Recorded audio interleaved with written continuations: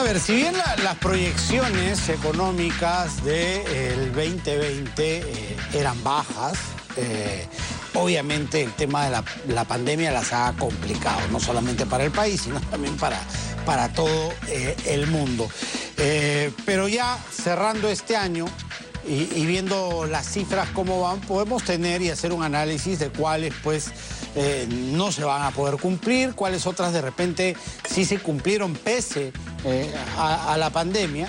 Y de ese tema es el que vamos a hablar el día de hoy con César Fuentes, que es director de la Maestría de Gestión Pública de ESAN. César, bienvenido como siempre a En Contacto. Muy buenas tardes. ¿Cómo estás? Muy buenas tardes. Bueno, hablar de proyecciones en un año tan complicado y atípico y esperar que se cumplan es complicado, pero de todas maneras, ¿cómo estamos respecto a lo que habíamos planificado a inicio del 2020 después de haber ocurrido la pandemia? Bueno, creo que hay que hacer un poco de memoria.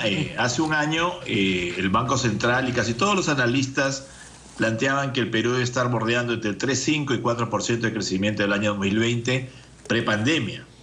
¿Qué ha pasado? Este número, por suerte, está muy lejano. Hoy día hay un consenso que vamos a cerrar el año entre 11 y 12% de caída. Y eso desde el punto de vista histórico, es una de las caídas más fuertes que va a tener el Perú.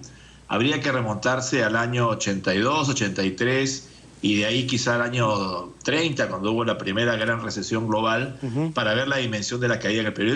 Realmente, cuando cerremos el año 2020, va a ser un año en términos de caída del PBI, probablemente una de las caídas más grandes que ha tenido la economía peruana, y había que tener quizás la del trienio 88, 89, 90, que fue una caída donde hubo 3 años de caída muy fuerte. Pero fuera de esos 3 periodos que he señalado, nunca hemos tenido una caída tan grande. Y eso es preocupante, ¿por qué? Porque eso afecta no solamente a la economía peruana, sino a las personas más vulnerables, ¿no? Y realmente, lamentablemente, la variable que más se ve afectada es el empleo, que es lo que afecta a la mayoría de las personas de a pie. Ahora, hay, pese a estas cifras que son duras, optimismo porque ya se ve recuperación. ¿Podemos ser optimistas a que esa recuperación va a ser rápida? Porque te acuerdas que a principio de pandemia, cuando hablábamos de proyecciones de recuperación, pensábamos que podían ser 2 hasta 3 años para recuperarnos. ¿Podemos ser más optimistas ahora? Yo creo que hay cierto grado de optimismo. Aparentemente los datos del último trimestre auguran una recuperación relativamente rápida. Acordémonos que no ha habido ningún daño de capital físico, es decir, no se han malogrado ni avenidas, ni carreteras, ni aeropuertos, ni puertos. Ese es un tema importante y eso podría ser una razón por qué la recuperación puede ser rápida. Hay dos elementos críticos acá.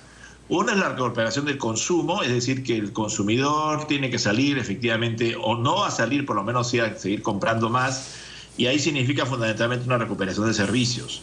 Esto debería ayudar primero con el tema que hemos tenido, ¿no es cierto?, del recaudo que estamos teniendo todos en el distanciamiento social, en el uso de mascarillas, y esperemos también que se resuelva para el Perú el tema de las vacunas lo más rápido posible. El otro gran tema es qué pasa con la inversión. La inversión se está apostando que hay una recuperación de dobles dígitos, de más de 10 o 15%, hasta más inclusive para algunos analistas. El gran tema es si esta recuperación de la inversión privada se va a dar. Y acá hay un tema también ya de confianza, que el empresario efectivamente va a invertir. Acordemos que el año 2021 es un año electoral en el Perú y esta variable de la inversión es quizá la más volátil que tenemos en a nivel macro, ¿no? Y esa es la preocupación, creo que tanto del Banco Central como del Ministerio de Economía y Finanzas, que este proceso electoral vaya de la mano de la manera más tranquila posible y realmente tengamos una nueva administración pues en julio del próximo año, ¿no? Ahí tenemos entonces 2 factores importantes. Uno, el factor vacuna. Ya nuestros vecinos han empezado, ¿no? Argentina lo ha hecho, lo está haciendo Chile también. Parece que a Ecuador también llega, hay optimismo en Colombia. Nosotros no estamos a esa altura, no estamos a la par. Y otro tema, pues, altamente mortificador es el tema político, ¿no? Que la crisis política lleve a sorpresas electorales. Así es, ¿no? Yo creo que ahí en el tema de vacuna vemos un claro problema de gestión.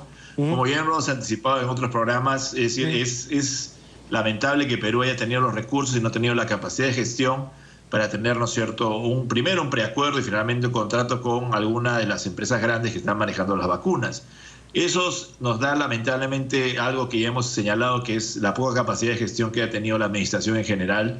Y ahora nos quedamos sorprendidos todos que no hay pues un contrato en firme de las vacunas y recién se está comenzando a negociar este tema, cosa que nuestros vecinos como Chile, Argentina, Colombia, como usted señaló, sí, efectivamente lo han hecho. Bueno, nuestros vecinos no perdieron casi 2 meses en una crisis política y con cambios presidenciales y demás, ¿no? Ellos estuvieron en esos momentos sentados a la mesa negociando.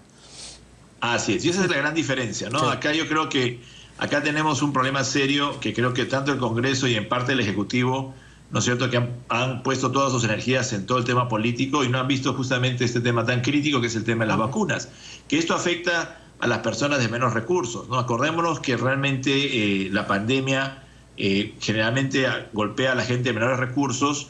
Y ese es un tema que también, no solamente en países como Estados Unidos, sino prácticamente en el Perú también ocurre, porque son los que tienen menos acceso a todos los servicios de salud, los que tienen menor alimentación o peor alimentación, peor nutrición, y eso es lo que está pasando en el Perú. Entonces acá hay un problema serio, cómo nosotros vamos a... Hay 2 temas de mediano plazo que son importantes, cómo nosotros reducimos los niveles de pobreza que se han incrementado este año y cómo ahora revertimos el tema del desempleo, ¿no? El desempleo está bordeando el 15%, por lo menos tenemos que recuperar unos 5 o 10 puntos en el próximo año, porque eso sí golpea directamente a las familias, ¿no? Y hay un tema adicional a esto, que es el tema del crecimiento de la informalidad.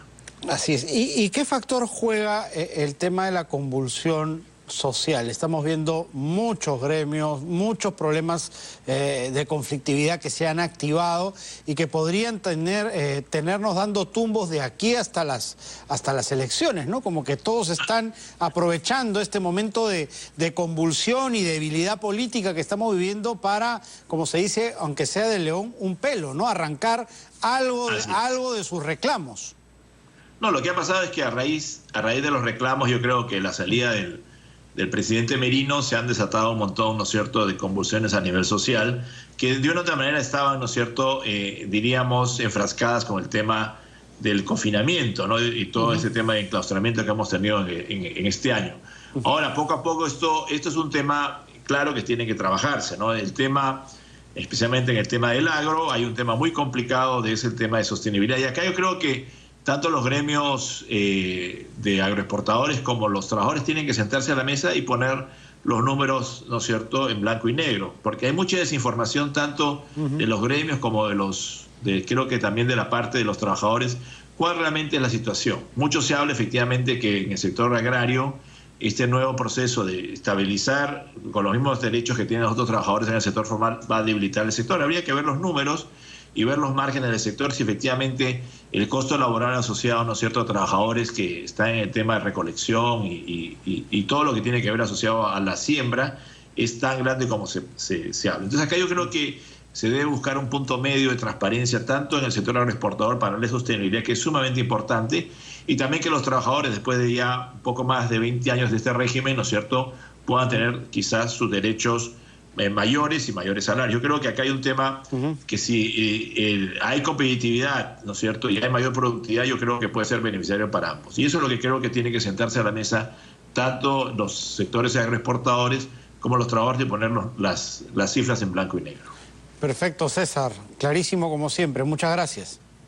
Encantado, y que tengas un feliz año si que no nos vemos. Feliz año para ti también. César Fuentes, director de la Maestría de Gestión Pública de SAN, ha estado con nosotros. Cerramos así nuestro bloque económico.